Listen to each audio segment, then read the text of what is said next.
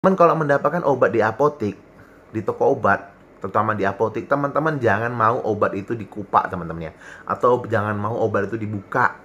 Kalau seandainya obat itu mungkin sudah ada konfirmasi atau mungkin bisa pembelian eceran, nah, teman-teman silahkan melihat tenaga farmasi itu membuka obat tersebut dari kemasannya. Jadi nampak teman-teman, oh ini kemasannya dan ini obat yang bisa dibeli eceran.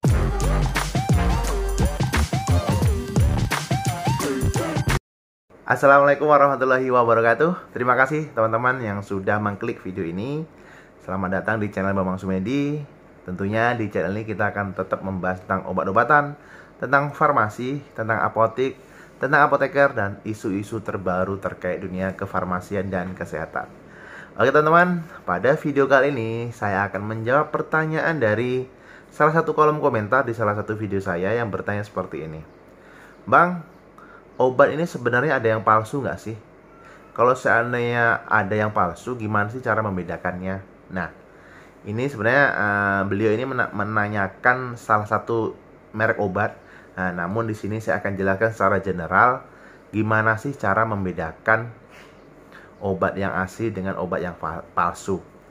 Emang ada ya obat yang palsu, Bang? Nah, tentunya ini ada obat yang palsu. Obat yang palsu ini berarti obat itu menyerupai, obat itu menirukan bentuk, obat itu menyerupai rupa, dan obat itu juga meniru nama dengan biasanya brand-brand yang terkenal biasanya. Brand-brand yang sudah laku, brand-brand merek obat yang sudah terkenal, yang sangat familiar di masyarakat, dan harganya tentunya yang biasanya yang mahal-mahal. Jadi kalau obat yang mahal, obat yang biasa dikenal masyarakat, obat yang penjualannya laris atau pareto dan sangat dicari oleh masyarakat, ini biasanya rentan untuk dipalsukan. Nah, kita ini sebagai masyarakat, kita juga harus harus teliti, harus lebih paham, harus lebih teliti, lebih paham, harus lebih lebih jeli lagi dalam membeli obat, mengkonsumsi obat yang kita gunakan pada sehari-hari. Nah, ini adalah trik yang saya bagikan kepada teman-teman semua. Mudah-mudahan menjawab pertanyaan dari teman-teman kita tadi dan sekaligus menjadi pengetahuan buat kita semua. Jadi gimana sih caranya membedakan obat yang asli dengan obat yang palsu? Yang pertama, teman-teman pastikan membeli obat itu di sarana-sarana pelayanan kefarmasian atau pelayanan kesehatan yang sudah ditentukan oleh pemerintah atau yang sudah ada nomor izin pendiriannya. Contohnya di sini mungkin teman-teman mendapatkan obat dari rumah sakit, teman-teman mendapatkan obat dari klinik, teman-teman mendapatkan obat dari puskesmas dan lain sebagainya. Juga teman-teman bisa membeli obat di toko obat, mendapatkan obat dari apotik. Tentunya ini teman-teman wajib menanyakan atau teman-teman berhak menanyakan apakah apotek ini sudah berizin, apakah toko obat ini sudah berizin, apakah rumah sakit ini sudah jelas statusnya atau seperti apa. Ini juga teman-teman berhak menanyakan gunanya apa, tujuannya apa. Tujuannya teman-teman di sini mendapatkan keamanan, mendapatkan kenyamanan pada saat teman-teman mendapatkan pelayanan kesehatan maupun mendapatkan pelayanan kefarmasian. Itu yang pertama, dapatkan obat tersebut di pelayanan kesehatan atau pelayanan kefarmasian yang resmi. Toko obat berizin, apotik berizin, puskesmas, rumah sakit, klinik, dan tempat-tempat pelayanan kesehatan lainnya. Khusus untuk obat-obat keras di sini, saya sarankan teman-teman jangan sekali membeli obat secara online. Kalau ingin teman-teman juga ingin membeli obat secara online, itu belilah obat-obat mungkin yang golongan obat bebas, obat herbal seperti jamu, vitamin, obat bebas. Silahkan teman-teman mungkin membeli online pun bisa. Namun kalau obat-obat yang keras, golongan-golongan keras, teman-teman silahkan membeli langsung atau mendapatkan langsung di apotik-apotik offline terdekat. Tujuannya apa?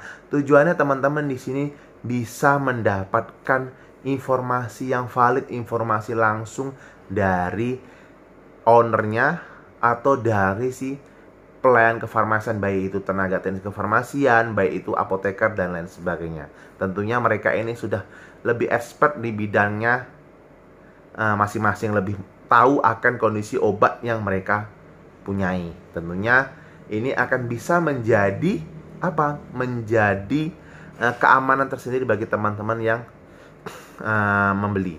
Jadi jangan lagi sini kalau teman-teman membeli obat golongan-golongan keras, jangan lagi melalui pembelian online, karena untuk apotik online sendiri izinnya belum ada, masih digodok oleh pemerintah seperti apa nanti untuk perizinan apotik online tersebut. Itu yang pertama.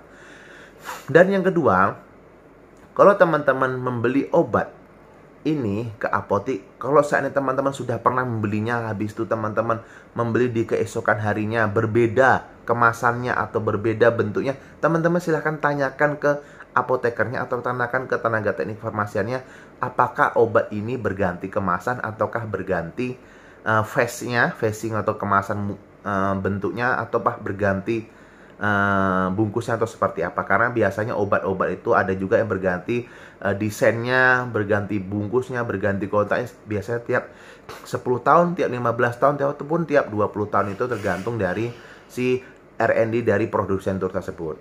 Itu yang kedua. Dan yang ketiga, teman-teman kalau mendapatkan obat di apotik, di toko obat, terutama di apotik, teman-teman jangan mau obat itu dikupak teman-teman ya, atau jangan mau obat itu dibuka. Kalau seandainya obat itu mungkin sudah ada konfirmasi atau mungkin bisa pembelian eceran, nah, teman-teman silahkan melihat tenaga farmasi itu membuka obat tersebut dari kemasannya. Jadi nampak teman-teman, oh ini kemasannya dan ini obat yang bisa dibeli eceran. Jadi kalau teman-teman mendapatkan obat A tapi tidak ada bungkusnya, tidak ada blaster, saya sarankan teman-teman nggak usah lagi mau menerima obat yang kemasan seperti itu. Karena yang pertama, kalau obat itu keluar dari kemasan biasanya tidak akan tahan lama untuk disimpan karena dia tidak stabil dalam bungkus plastik yang teman-teman terima. Dan kedua, kita tidak bisa mengidentifikasi apakah itu merek obat tertentu, karena kalau obat yang sudah terbuka dari kemasan primernya, sudah terbuka dari bungkusnya, itu tinggal kapsul atau tinggal tablet, itu tidak bisa, kami sebagai farmasi tidak bisa mengidentifikasikan obat itu apa. Jadi ada banyak kasus yang datang ke apotik, dia membawa bungkus obat, plastik obat klip yang warna biru itu dengan menunjukkan obat itu yang di dalamnya telanjang. Nah, kalau seperti itu susah teman-teman, kita mengidentifikasi, kita tidak bisa. Jadi kalau seandainya teman-teman seperti itu, biasanya ini bisa didapatkan di puskesmas, ada juga, tidak masalah. Kalau teman-teman mendapatkan obat bungkus yang telanjang, atau tidak masalah, itu yang penting teman-teman itu tahu obat itu apa. Nah, teman-teman tahu, seandainya teman-teman mendapatkan antacid tablet yang sudah dibuka dari kemasannya dan dimasukkan ke tempat teman-teman plastik obat warna biru, teman-teman tanyakan kalau kepada petugasnya, ini obat apa? Oh, ini antacid bu, ini untuk keluhan mah ibu, diminum 3 kali sehari dikunyah. Nah kan jelas itu namanya antacid. Jadi jangan teman-teman main terima-terima saja. Oh ini obatnya pak, oh ya terima kasih. Jangan seperti itu. Jadi gunanya itu juga salah satu untuk mencegah adanya pemalsuan obat. Karena ada juga obat walaupun didapatkan di apotek, ada juga oknum-oknum yang nakal di sini. Saya tidak memungkiri ada juga oknum-oknum yang nakal yang mungkin menjual obat ED, mungkin memalsukan obat. Nah itu juga kita juga tidak bisa mencegah itu kalau kita sendiri sebagai pasien tidak bisa teliti. Jadi ada 3 trik yang saya bagikan kepada teman-teman semua untuk mengidentifikasi apakah obat itu asli atau tidak. Yang pertama yaitu teman-teman silahkan dapatkan dari fasilitas-fasilitas yang resmi yang telah memiliki izin mendirikan usaha atau izin dari tempat usaha tersebut. Yang kedua, teman-teman silahkan konsultasikan ke apoteker atau ke tenaga teknik kefarmasian jikalau kemasan obat itu tersebut berubah bentuk, berubah tampilan dan sebagainya.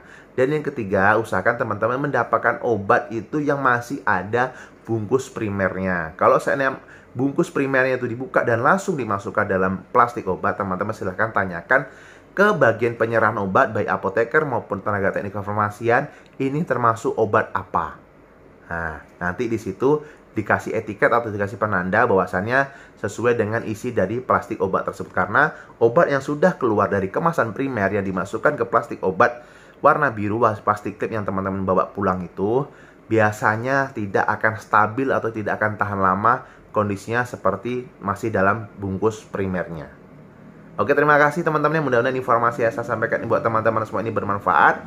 Saya mohon maaf bila ada kesalahan dalam penyampaian. Saya akhiri. Assalamualaikum warahmatullahi wabarakatuh. Tanya obat, tanya apoteker. Salam sehat.